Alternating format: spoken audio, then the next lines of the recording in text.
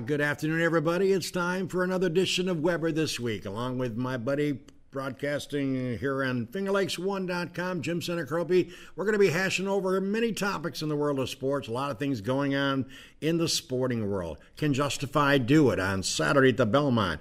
We're talking NBA Finals. We're talking about the incomparable Steph Curry, NHL. When are they going to shut down Finger Lakes Racetrack? And the Yankees Red Sox.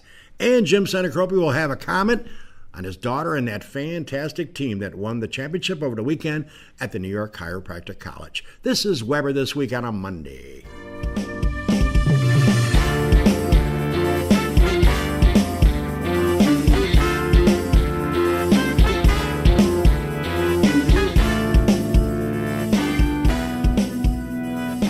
Well, this is more like it weather-wise. A little sunny, a little cool, a little breezy on a Monday, the 4th of June, 2018. And we welcome you to our broadcast studios here in beautiful downtown Seneca Falls, the home of women's rights, at the Academy Square here, our broadcast studios. It's good to have you alongside. Hope you had a great weekend, a little off and on rain. But I see the forecast isn't supposed to be all that bad. It's supposed to be getting up there later in the week, and it's supposed to be pretty nice. So it's been up and down like a yo-yo, but I think we're in good shape the next several days. Let's keep our fingers crossed. Well, my friend Jim Centercrope, of course, owner and director of this show for many years since I joined Finger Lakes One, we're going to be chewing on some topics and get his opinion on certain things as we roll down it. Just let you know that we got a big horse race coming up this coming Saturday. It's the Belmont, the third leg of the Triple Crown. And as Jim certainly knows, it is not a short race. It's a mile and a half. Can Justify, who has looked very impressive at the Derby, not so impressive in the slop at the Baltimore one, which is the Preakness, which was 2 weeks after the Derby, and he had a little issue with his good old, was it his foot or is his, not his foot, one of those things they had a problem with, a little bit of irritation. That's under control according to Bob Bafford, the owner, or the trainer, I should say. But Jimmy, he is ready to roll on Saturday in Belmont. The weather's supposed to be gorgeous. Your gut feeling, I got a hunch. I'd like to see it happen. I know we were sitting around 3 years ago waiting if we'd ever see another Triple Crown. And then American Pharoah came through and won it in impressive fashion. How many horses are running? I believe 12? There's seven. No, there's seven. I think there's like 7 against him. I think it's 8-horse field. Okay, all right. Well, it's got a good chance then. But how many times have the horse won the first two and then that? Oh, I agree. But it's a grueling race, and I'm sure everybody in the other competitors are trying to figure out a way to beat this horse. Do you know the odds? Yeah, he's 4-5. Wow. So you put up 5, you get to win 4, and it's going to be less than that at post time. Right. I'm sure it'll be 2-5, I'm guessing. I think he's going to be a prohibitive favorite. They say he's healthy. He had a little issue there after the Preakness, but that's under control. I personally would love to see it. Having seen American Pharoah pull it off in 2015. Everybody wants to see it, but I know it's great. The part of the thing that made it so special is that nobody had done it since Secretariat. I agree. And so now the American Pharoah did it, now somebody else does it. Yeah, I don't know. It's going to be less special. But. Okay, you got a good point. It'll be interesting to see. NBC will have complete coverage over the weekend, and of course, I believe post time. Not believe. I think it's 6:47 if your exact time. Post time on Saturday. Late Saturday, 6:47 p.m. post time. And you get your money's worth because it's a long race. Oh yeah, and they also have a lot. Get over so fast. And they also have a lot of races before then. Yeah. If you check on that, so it's a lot of interesting stuff going on. I'd like to see him do it. I really would. I know what you're saying. If he wins it again, they're saying, "Oh, they had one 3 years. Now they had one 3 years later." But let's give the horse credit. We're not talking about Mr. Ed here. This is a phenomenal thoroughbred. We'll wait and see. I'm looking forward to it. I'm not going to place a bet. I know normally me and Mary make a bet on these things, but the horse is going off at such little odds. I'm not sure I want to make the trek over to Auburn and make a bet on it. We'll see. So anyways, that's coming up this weekend. The race for the Triple Crown would Justify. Well, Jim, I posted on Facebook when the good old Golden State Warriors were going to take on the Cleveland Cavaliers, led by LeBron, and I felt back then, as I do now, he scores 51 and they can't win the game. That scares me. Of course, we're talking about Game 1, then Game 2 was close for a while. Then, of course, Golden State blew it away and wins by, 12-15 or something like that. But 0-2 now, Jim. They're on their way flying home to Cleveland. I think the next game is scheduled for, let me see, it was Sunday, Monday. I think it's Tuesday or Wednesday. I'm not sure. It might be Wednesday night. I'd have to check that. Yeah. But whatever. They're 0-2, and I don't know, Jim, if they can win a game. I don't know. This Golden State team, and we're going to just piggyback that with the incomparable Steph Curry. This kid is amazing. I mean, I can't think of that many superlatives to talk about a guy who throws up threes from, honest to God, 40 feet, Jim. Nothing but net consistently. Does he have bad streaks? Once in a while, but most of the time, he gets that three gone, and you just have that feeling, Jim, as the ball is airborne to the basket, it's going to go in. And that's exactly what he did last night. He just scorched the Cleveland Cavaliers. Every time the Cavaliers would get to within 7 or 8 or 9 points, here comes Steph. And give him just a little bit opening to get his feet off the ground and the shot away. And he's not a very tall guy, as you know. Swish, swish, swish. I mean, 9 3-pointers last night. 9. Yeah. Amazing. He's just an amazing athlete. Shooter in the game. By far. He's very popular, mainly because I think of his stature. Yeah. He's relatable. I mean, any kid in America thinks, geez, look at him. If he can do it, I can do it. Yeah. Of course, they can't. But, no, I know. But he's relatable, where not everybody can be LeBron. I know. You know, physically. LeBron's got the physique. Right. But Steph Curry's a kid you could see playing basketball, driving down some back road in a city, and when they're playing basketball. Short guy who's got a great shot, and maybe that person could be NBA bound as well. Remember, Steph Curry came out of college in Davidson. Yeah. So he came out of a small college, primarily, not one of the big ones. No. And I looked this up before he went on the air today, folks, and he was picked 7th by Golden State. What a pick that was. Lucky 7. And the rest is history. The guy's incomparable. As far as his wealth and his ability to negotiate contracts, just to throw a stat for money purposes out there for you, so you're not going to be feeling sorry for Steph Curry about whether he can afford a new home or not.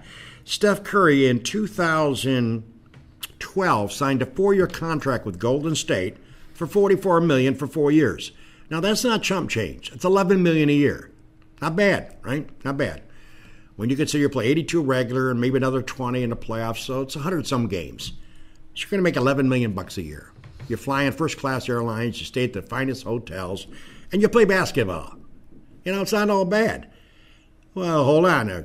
As Lee Corso would say, not so fast. $44 million, 4 years, $11 million. Good change, right? Any of us would love to have that kind of money. But he just negotiated a new contract some time ago, and Jimmy signed for 5 years at $202 million. Yeah. So do the math. That's $40 million a year. Yeah. So he went from $11 million a year to $40 million a year. And by the way, ownership had no problem writing those checks. So, he went from $11 million a year, which is darn good money, even in today's environment. But his agent said, hey, we got to renegotiate his contract. By the way, he wants a raise. Not a 10% raise or a 5% raise that Jim might give one of his employees, or some other corporation might give you a 3% raise a year. He went from $11 million to $41 million a year. I hate to say it, but he's worth every dime of it, the way he's playing. I mean, he is. Yeah, I mean, a lot of times when you say all these kids, these guys they get their last big contract. Exactly. 5 years from now, is he still going to be as effective as he is now? Yeah. Personally, NBA is so boring. It is. So boring. I agree. In October, I think maybe even on this show, I said, wake me up in June for the finals. I think you said that, yeah. Going to be Cavaliers and Golden State again, maybe Houston. And at the time, I was thinking maybe Boston, but there's no suspense. The regular season's a joke. Oh, it is. It's terrible. And honestly, I started paying attention during the semifinals. Those were okay, but now that we're in the finals, I don't care. I know. LeBron scores 50-something and loses. And, is now every day on the radio, is LeBron better than Michael Jordan?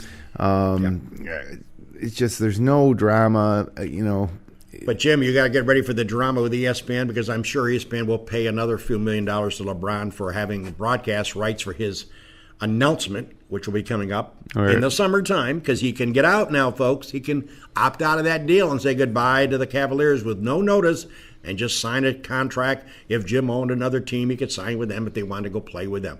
He could go to L.A. There's speculation he may go to L.A. with the Lakers. There's speculation he may go and play with Houston, with Harden, and Chris Paul. speculation. There's even speculation he may consider going to San Antonio. He loves Popovich. Maybe he should go play in Europe. Or China. I don't care. I don't care. Right. I'm so bored with the NBA. Oh, I agree. But you think about a contract, can you imagine what his contract could be? I mean, it's pretty amazing.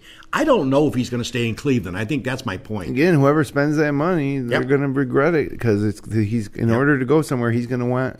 Traditionally, he's gone short contracts because he's known how valuable he is. Sure. But now he's getting older. No, I know. He might look for a longer term deal. Yep. And whoever pays that deal is going to probably be hurting a little bit towards the end of it. I agree. So it can be a franchise killer if it doesn't work out. And LeBron wherever he goes, he's going to expect to be able to pull all the strings like he did in Cleveland. Yeah. It's funny. No, I know. J.R. Smith missing that timeout call and not knowing the situation. When LeBron went to the bench, he turned to Tyrone Lue and said, "Do we have any timeouts left?" Well, LeBron knew that we had timeouts left. That was basically saying, why didn't you call a timeout? LeBron is the GM, the coach, everything in Cleveland.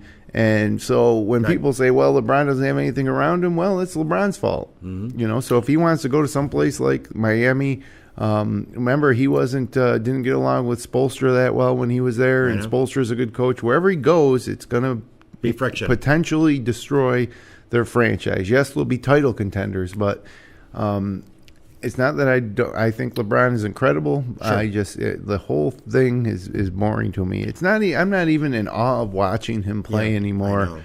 Nor am I in awe of watching Steph Curry throwing 3-pointers. I mean, really, it's just. I know.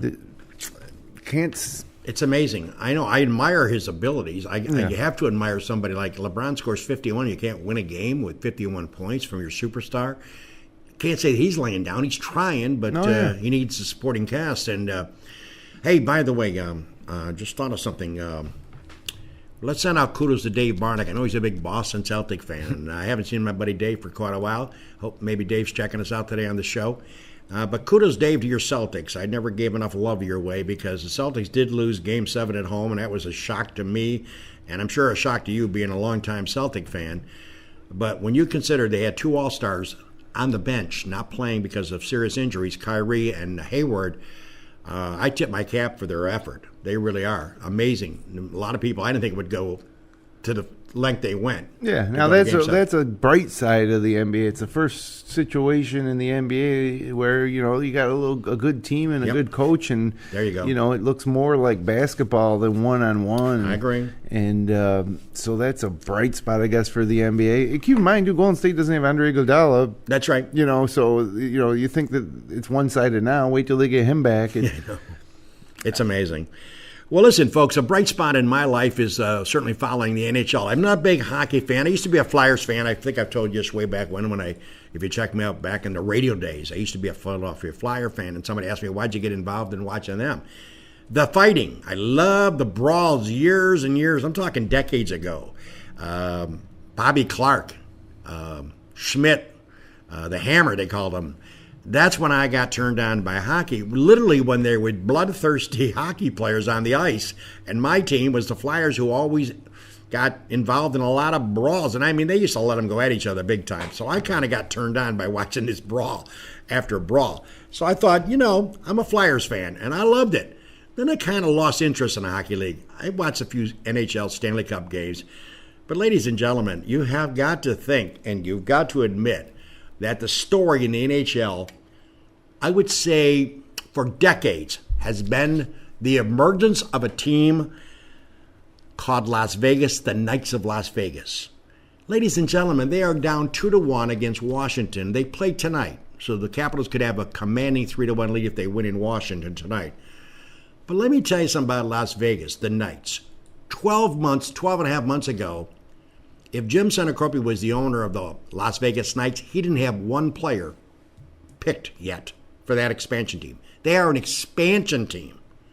Okay? Expansion. So 12, 13 months ago, they didn't have one player on that squad. They got a few players from other teams. They made a few drafts, got a few college kids to come on that team, and look where they are now. They've made it to the Stanley Cup Finals. Las Vegas had about 500-1 to win the Stanley Cup. I think it should have been 50,000 to 1, an expansion team, and now they're down 2-1 to Washington. I'd love, and I love to see the Capitals win. Scott Van Pelt, the great broadcaster of ESPN, who I watch and I tape every time he's on. He's a diehard Capital fan, but I would love to see the Knights of Las Vegas win it. It'd be historic. It would be something that the NHL has never seen in the history of the NHL, and that goes back a long time. An expansion team winning the Cup. So I'm kind of pulling for Las Vegas tonight to tie that series. And Jimmy, that's remarkable if you think about it. An expansion team making it to the Cup Finals. I love watching those games compared to the NBA. I watched Game 1, start to finish. Then Game 2 of the NBA Finals, I watched last night, and I was just like, I don't even want to watch this. I know. I turned away and then turned back. Yep. But the Stanley Cup Finals, it's exciting. Especially that final period in a close game, it's unbelievable. It is. Well, listen, this is Weber this week. We got more topics to talk about. We're going to talk about the owner of the Washington Capitals, what he did, which I thought was a class act. And we always like to praise class acts on this show. Also, I'm going to go into one of my rants, as I have done the last several years, about Finger Lakes Racetrack. It's time to say goodnight to that track once and for all. Please, I'm getting a painful feeling in my body talking about Finger Lakes Racetrack. It should close tomorrow. We'll be back with more.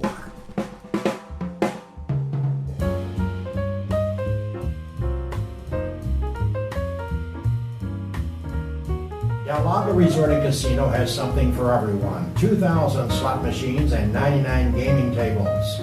The Vine, featuring top national music and comedy acts.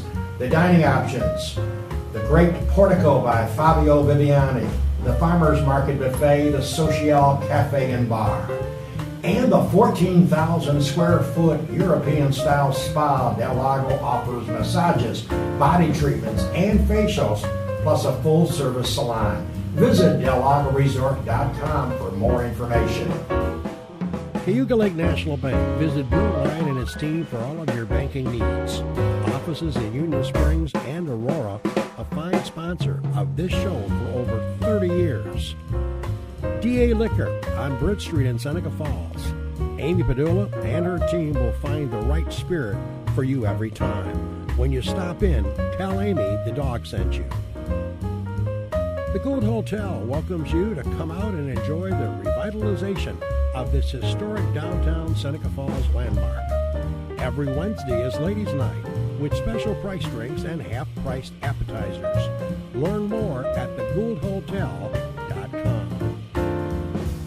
The Omen Theater on William Street in Lyons. See what's playing this week at omentheater.com.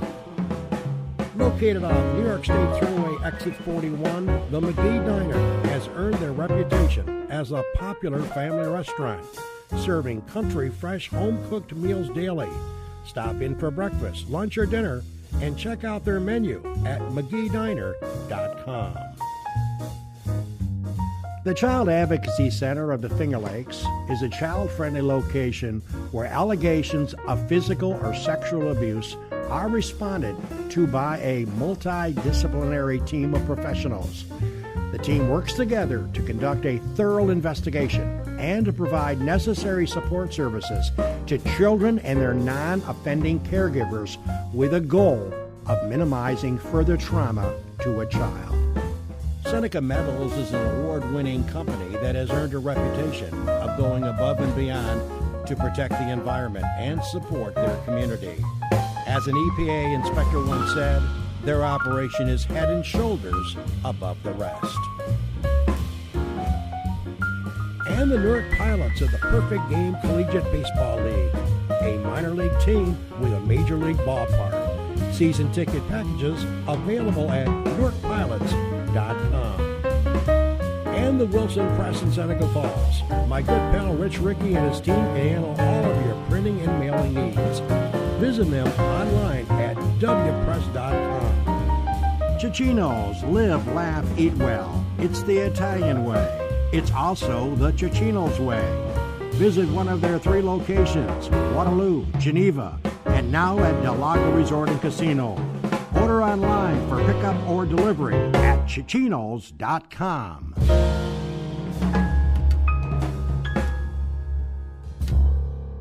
Welcome back, everybody. It's a dog with the H. Weber on a Monday, June 4th. We're just chopping and really having some good time with some comments today. Myself and Jim Senecrobe going over some sports topics which have made us come out of our shells, which is normally not a hard thing for myself and Jim.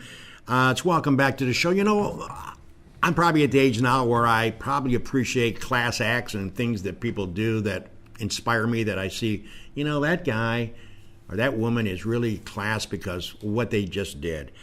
And I was taken back by reading a story about the Washington Capitals, which, of course, as I just talked a few minutes ago, are playing the Las Vegas Knights tonight. They're leading 2-1 in that best of 7 Stanley Cup Final against the Las Vegas Knights. A gentleman named Ted Leonsis is the owner. He owns more than just the Washington Capitals. He has many, many holdings. But, you know, he did something pretty classy. He had his team or his secretaries and staff put together a letter to 200 employees that report to him, not to exactly write to him, but they work for the Washington Capital operation. And the letter said, we'd like to send you on a trip. And, of course, the first 2 games were played in Las Vegas. And those fine folks, for game 1, the letter went to 100 people. They were flown out to Vegas. They were given food, hotel, tickets, obviously, and treated like superstars. Then they wrote another 100 letters to another 100 employees for Game 2. So they could pick between Game 1 and Game 2. Obviously, they had to get the count at 100 apiece. So he went all out, limousine pickups at the airport, class act. So I thought that was pretty neat. So the people had no clue they were being considered to get a freebie, okay? Maybe they got a discount with the tickets probably, but they never thought they'd get flown out to Vegas, get to spend a couple of days there, get nice hotel, limo service, good food, and watch their team play in the Stanley Cup Finals. So, Ted Leonsis, the owner of the Capitals, class act, good job, and I'll tell you right now, it cost him probably a hefty penny, but it's all worth it. Now, ladies and gentlemen, I turn to praising the gentleman that just took a whole bunch of people out to Las Vegas to watch their team play in the Stanley Cup. And I must get back onto my soap opera and my, I guess, my box to complain about Finger Lakes Racetrack. I spent half my life broadcasting back in the, I don't know, when I joined Finger Lakes 1, I think I've been on a rampage for several times on this topic. You know, I love Finger Lakes. My wife and me used to go up there and we'd sit in the clubhouse way back when, get a nice lunch, couple of drinks, watch a 9-horse race card, and we both had a good time. Then we got tired, we went downstairs, played some slots, had some laughs, and really made a nice day of it.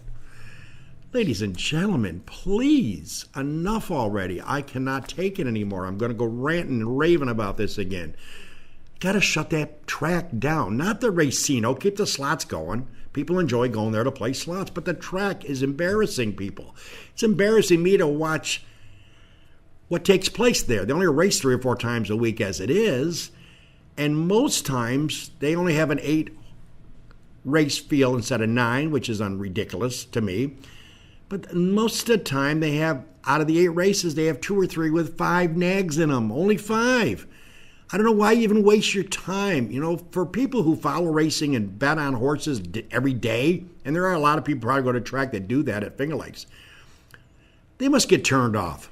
Real horse people that look at, you know, statistics, which I never paid a whole lot of attention to, don't want to look at a 5-horse field. Most of the time that nag that wins is going to pay $280, $260. Wow. I don't think we should have any field less than, I understand, or sometimes you have to have a six-horse field. I get that. But I'd like to see 7. You know, at least 7. And if you have to cut it to 6 races instead of 8, let's do that. But it's such a joke. I was going through the payouts the other day on a typical day at Finger Lakes, and there was no exception, by the way. $240, $260. This is winning, the winner.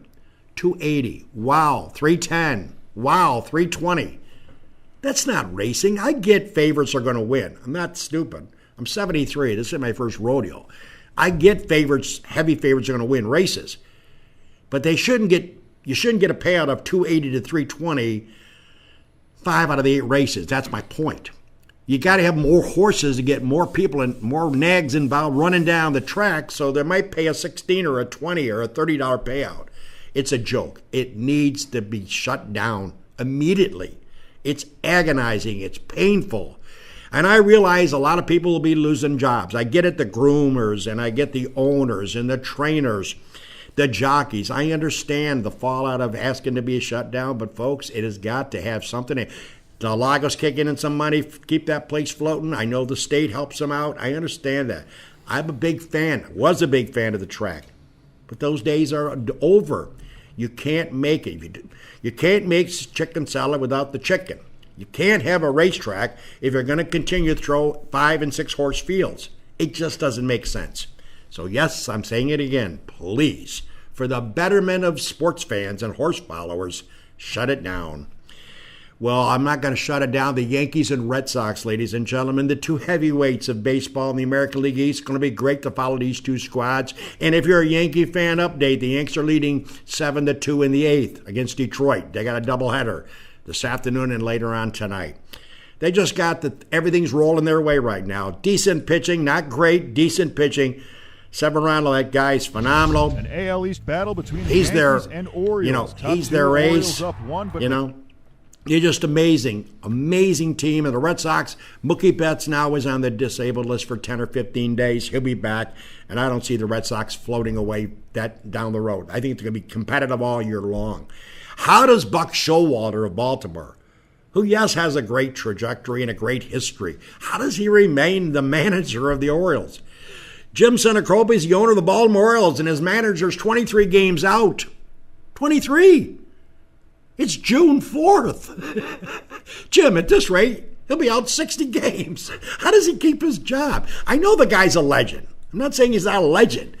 I know he has a lousy team. I get that. But Jimmy, he's still got the job. I mean, I understand you can't, I use that term, you can't make chicken salad without the chicken. You can't win baseball games without players. I get that.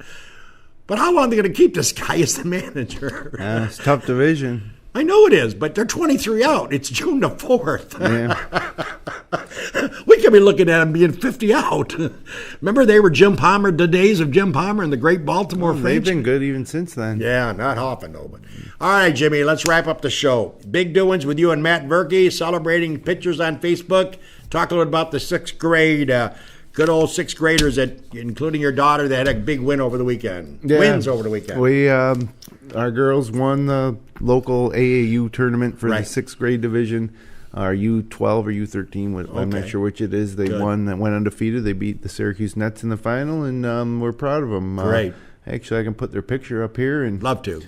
There you go. Nice. Yeah, there's me and Matt Verkey in the back, and Beautiful. Then there's Maddie Verkey starting left to right and wearing number 9. Beautiful. Which isn't what her father wore in high school. He was number 3 or 5, wasn't he? Number 3? Wasn't he 3, 5? I think he was 3 or 5, and it's one of those other. I remember. I can't remember exactly. Anyway, she's got her own number.